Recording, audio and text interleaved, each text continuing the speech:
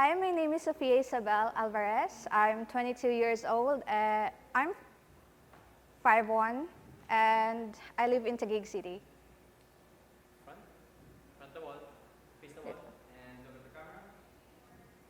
Face the other wall, look at the camera, smile, and then face front, and then pose. Alright. Kailan nyo kailangan ng tissue? Sa tingin ko, lagi.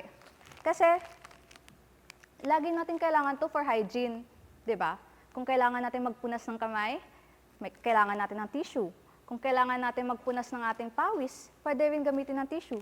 At tong tissue na to, maganda yung kanyang magandang texture, soft sa skin, at hypoallergenic. So I think, kailangan natin to at maganda to gamitin para sa lahat.